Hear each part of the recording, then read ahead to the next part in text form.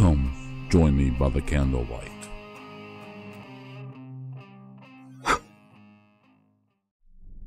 The Jessup family had recently moved to Chimaya, New Mexico, from LA. The father, Eddie, had told the kids they were moving there for work, but he really just wanted to get them out of LA. With a total population of just over 3,000, this seemed like a ghost town to Rachel and her brother Seth. The town is situated in the foothills of the Sangre de Cristo Mountains, and might as well have been an alien planet. It was hot, dry, and miserable. The Jessups had found a small 3-bedroom house for a great price. The owners were willing to do a quick sale, so it worked out great for Eddie Jessup. Rachel was helping her mother unpack boxes, and Seth was helping unload the van.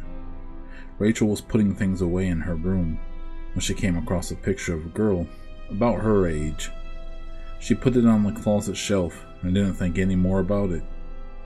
They were dreading the first day of school. Rachel was in the 11th grade.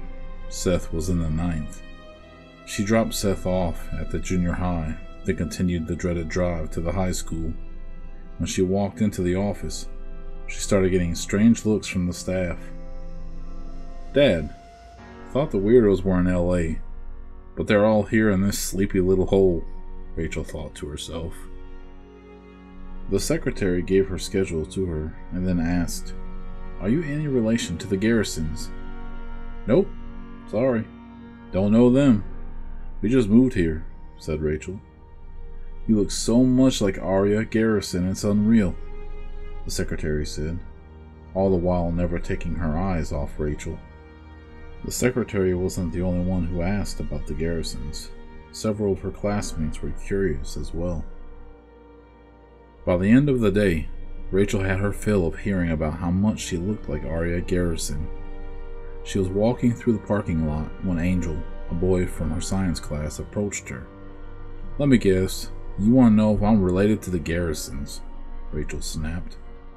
"Do you know them? You moved into the house on Sherwood, right?"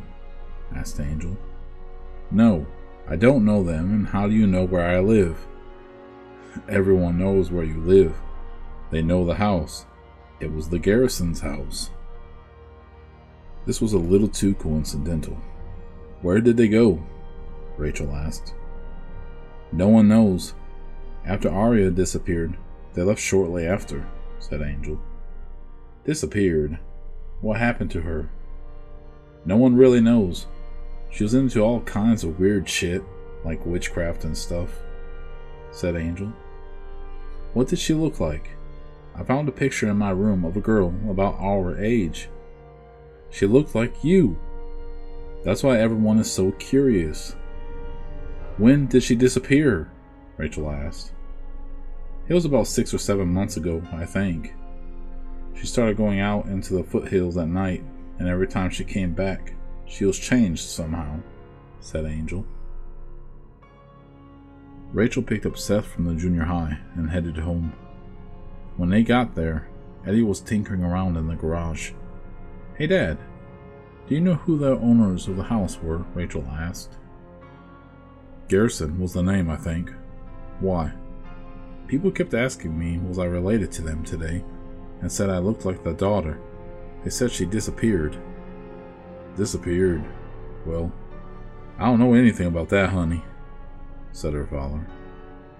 Rachel went into her room and pulled out the picture. She honestly hadn't noticed the resemblance before, but it was astonishing. Rachel was well known for the curiosity, and this was no exception. She wanted to know more. "What happened to you? Where did you go? And why the nightly visits into the foothills?" Rachel said to herself. The next day in school, Rachel caught up with Angel after science class. "Did Arya have anyone she hung out with?" she asked. "There was one girl, but you don't want to get involved with that. Just leave it alone. Look, you seem like a nice girl. Stay clear of that shit," Angel said. Little did he know, but Angel just put Rachel's curiosity at full tilt. Another girl who heard the conversation walked up. Lizzie is who he was talking about. She was the only one who was closest to Arya. She's weird in her own way, but Arya even weirded her out. I'm Darla, by the way. Is she still here? Lizzie, I mean. Yeah, she's here. That's her over there. She pointed to a tall, lean girl by the lockers.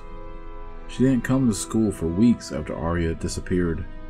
The police questioned her and everything, but they couldn't find anything.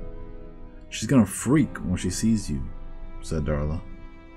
It seemed everywhere she turned, Lizzie was in the vicinity. What the hell? Do I have a stalker? Rachel thought. Thank goodness it was Friday. They had a break from school, and Rachel wanted to finish her room, so hopefully he would start to feel like home.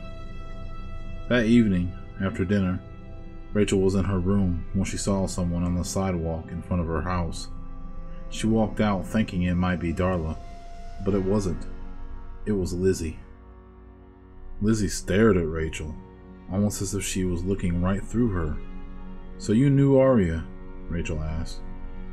Yeah, I guess you could say that, as well as anyone could know her, said Lizzie. Do you know what happened to her? Asked Rachel. You wouldn't believe me if I told you. No one does. Try me, said Rachel. Lizzie stared at her for a moment. There was a place in the foothills. She would go every night. I followed her a couple times. Do you remember where it's at? Asked Rachel. I think I could find it again. Why? Asked Lizzie. Do you feel like going tonight? You don't know the stuff she was into. You don't know the kind of person she was. The two girls started off towards the foothills. It was up this path, I think. Just around those hills, Lizzie said.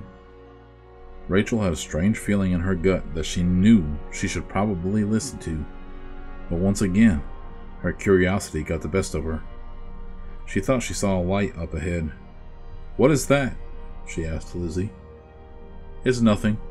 The desert can play tricks on you at night. Rachel noticed something strange about Lizzie as she turned to answer her. Her eyes. It was her eyes. They had a strange glow.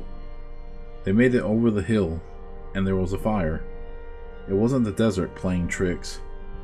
What's going on, Lizzie? Lizzie just kept walking. Lizzie! What's going on? Still, Lizzie stayed silent. Rachel tried to go faster to keep up. When they got up to the fire, Lizzie turned and looked at Rachel, eyes glowing red, and said, We've been waiting for you. We? Who's we? What the hell? What are you talking about? Rachel asked in a panic. A strange-looking dog came up to them. The dog had the same glowing eyes. It stood up on its hind legs and walked towards Rachel. She wanted to run, but was frozen with fear. It had human hands.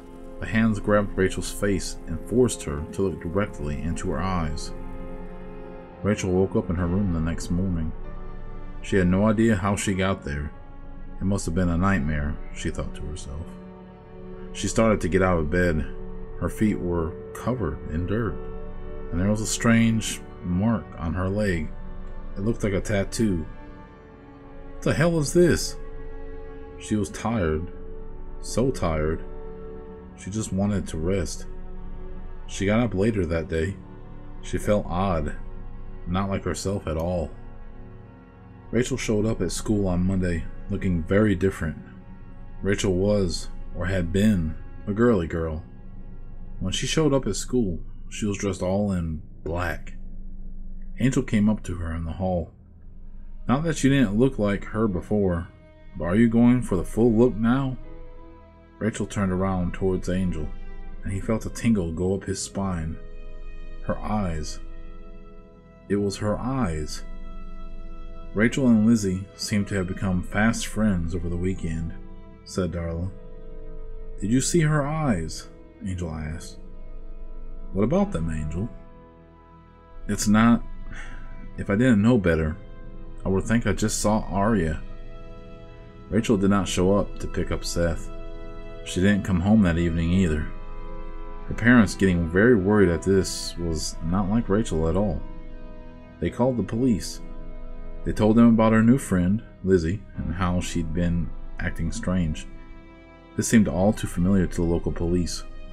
They decided to pay a visit to Lizzie's. When they got there, they couldn't believe what they saw. The house looked abandoned, except there were pentagrams and strange drawings all over the walls and floors. There was no sign of Lizzie or Rachel. They both were never seen again. At night in the foothills, you can see the flame. If you listen closely, you can hear chanting. If you see them, don't look them in the eyes. That's how it gets you. It's in the eyes that the Skinwalker has its power.